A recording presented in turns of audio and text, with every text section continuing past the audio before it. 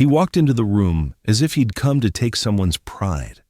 The door slammed against the stopper, and the sound cut straight through the soft rhythm of the evening class. For a second, even the dust in the warm air seemed to hang still. The room was small, meant for children, not challenges. Sunlight slipped in through a high window, filtered through an old curtain, laying a golden rectangle across the worn tatami.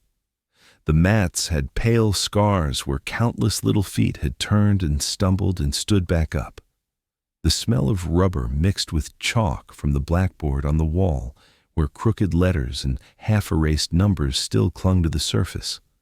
Wooden benches hugged the sides of the room, their legs complaining with a dry creak every time a parent shifted weight.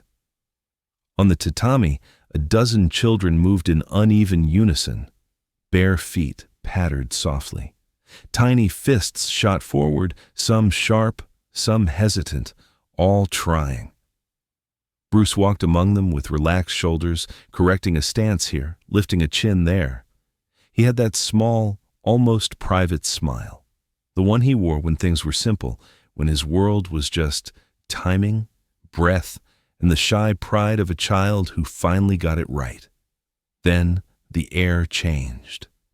From the larger hall next door, the thump of heavy bags and adult voices faded into an uneasy silence, as if someone had turned down the volume of the whole building.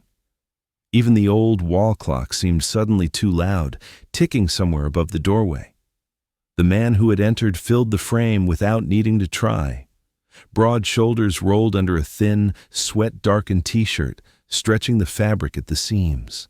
His neck was thick, cords standing out when he moved his jaw. He looked at the room from above, the way a man measures a place he doesn't respect. There was something already irritated in his eyes, as if the very sight of small uniforms and careful movements offended him.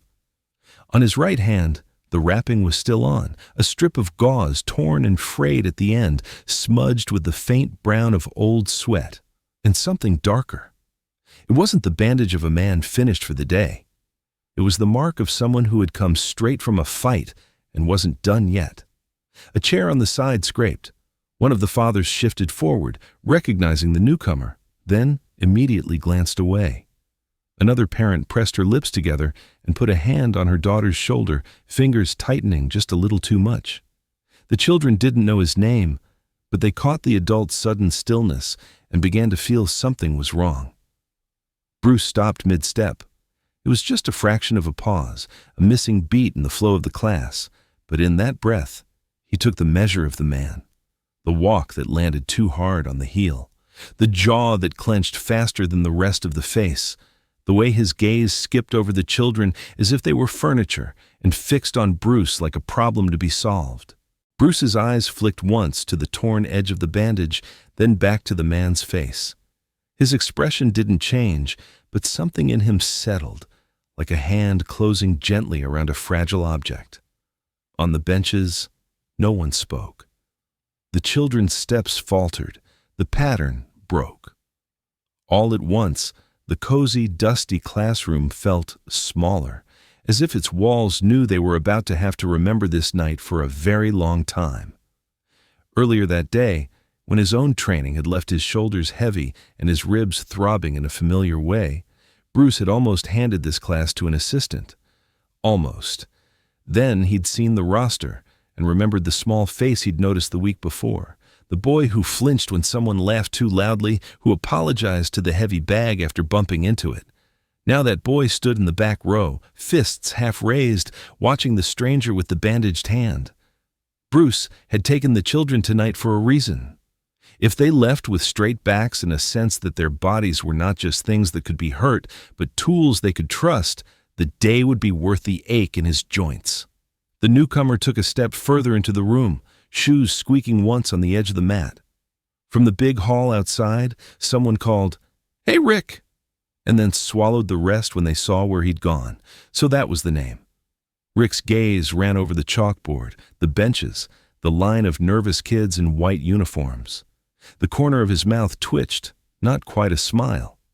"I had to see it for myself," he said, his voice carrying too easily in the low room. They're saying next door that some actor is in here teaching philosophy and movie punches." The word actor landed like an insult. A couple of parents shifted again, torn between indignation and the urge not to be noticed. A girl in the front row dropped her stance and edged closer to her mother's knee. Two boys stopped moving entirely, arms frozen mid-guard. The timid boy at the back tried to make himself smaller. Bruce didn't raise his voice. "You heard something you didn't like," he replied, as if they were alone. What exactly sounded wrong? Rick hadn't expected that. No protest, no defense, just a question that put the weight back in his lap. His jaw flexed. "This," he said, sweeping his wrapped hand toward the children. "You stop the fist before it lands. You talk while you hit air. Out there," he jerked his chin toward the other hall. "No one pulls a shot to half an inch because it looks good on screen." A few kids looked at Bruce, waiting for him to explode, to transform, to become the sort of adult who shouts when challenged. Instead, he folded his arms loosely, as if he were still correcting their stances, and took in their wide, worried eyes. He couldn't let this turn into spectacle. Not here. Not in front of a boy who still startled at his own reflection in the mirror. "One thing," Bruce said. His tone was light, but it rested on something firm. "One simple movement. You and me. Not a fight. A demonstration. So you can feel what I'm teaching." He didn't glance at the children, but he knew they were watching his shoulders, his face, every breath. "And we do it here," he added, "with them present. So nothing extra slips in." For a heartbeat, Rick hesitated. If he refused, he would be the man who came to challenge and backed away in front of schoolchildren. If he agreed, he stepped into someone else's space, on someone else's terms. A murmur rose from the big hall and faded again. In this small room, every eye rested on him. "Fine," he said at last, squaring his chest. "One move." He tried to sound dismissive, but a muscle fluttered at the corner of his eye. The change in the room felt solid. The children stopped moving. The noise from the big hall faded to a blur that didn't cross the doorway. Rick stepped onto the tatami, leaving his shoes where they fell. Each stride pressed hard into the mat, chest lifting a little too fast for a man claiming to be calm. The wrapped hand hung loose, fingers flexing as if they still had someone to hit. Bruce turned toward him. Up close, the signs were plain. Shoulders raised enough to shorten the neck, a slight dip of the left knee before each step, a forward lean that never settled. Not a visitor, a man already entering. "I'm not here to make trouble," Rick said, his stance arguing with every word. "I just want to show them what a real punch looks like. It doesn't stop half an inch from the target." "Then we begin with control," Bruce replied. No smile, just a steady tone. "Control is part of real fighting." The answer stung more than anger. Rick closed the gap with one quick step. His bandaged hand rose as if for a handshake, palm angled, thumb ready to clamp and twist. On the benches, one father leaned forward, recognizing the trick and frozen there. Bruce had seen the choice before the arm moved. He didn't pull away. His own hand came up and settled on top of Rick's with a touch so light it barely changed the bandage. No grip, just contact. Something inside Rick braced for force, loosened. For a breath, nothing shifted. Then Bruce changed one thing. He sank his weight through the back leg, turned his hip a fraction, and let his palm drift a hair toward the floor. Rick's forearm reacted on its own. The muscle from wrist to elbow softened. The angle at his hand broke a degree. The pressure he drove forward suddenly had nowhere to land. His body stole a step back, heel scraped tatami. One short retreat, no blow. Several children gasped. They had seen plenty of noise on screens. This quiet loss of ground unsettled them more. Rick blinked. No pain, only the shock of having moved without choosing to. Rick drew air through his teeth. "All right," he said, voice lower. "Forget the air. One strike, you hit me. I want to feel what these..." His eyes dropped to their hands. Little movements actually do. The words slipped out without mockery. Bruce lifted his hand away. "One strike," he agreed. "No more."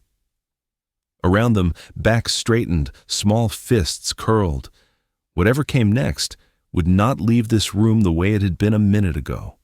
Bruce positioned him with small, unhurried gestures, as if arranging a chair instead of a man who could break ribs for a living.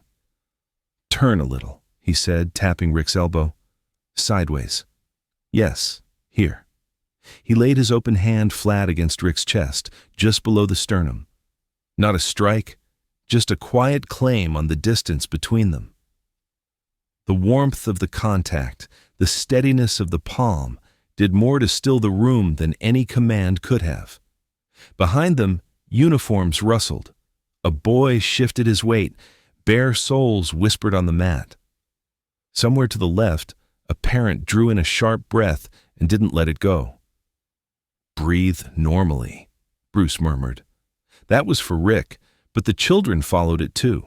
He set his feet as if settling into the floor, one heel in line, toes barely adjusting, the tiniest spiral through his ankle. His knees didn't dip much. The change was almost invisible, a coiling rather than a crouch. His other hand stayed relaxed at his side, fingers loose. No show. The palm on Rick's chest hardened and softened in one pulse, like a heartbeat from outside. Fingers closed a fraction, then opened. The muscles along Bruce's back drew in, lats tightening under the thin fabric, triceps gathering like a shortened bowstring. The move didn't start with the arm. It rose from the floor, through the legs and hips, a short wave crossing his torso and arriving at his shoulder a split second later. Then, the impulse left him. His hand slipped forward the width of a thumb, no wind-up, no dramatic arc. Just a sudden, compact jolt, as if the air between skin and bone had disappeared. The effect was immediate. Rick's chest buckled under the heel of the palm. His breath vanished in a rough, surprised sound, not quite a groan, more like an involuntary cough cut in half. His stomach clenched, shoulders jerked forward, his eyes flared wide. His legs went looking for space. One foot shot back, then the other stumbled to catch it, leaving two uneven prints in the mat. He turned sideways, not from choice but from reflex, and his hand flew out until it found the wooden rail along the wall. Fingers hooked there, whitening at the knuckles as he fought for balance in air. Bruce had already lowered his arm. The room didn't erupt. No one cheered. The children watched in a silence so complete that the ticking clock sounded like a hammer.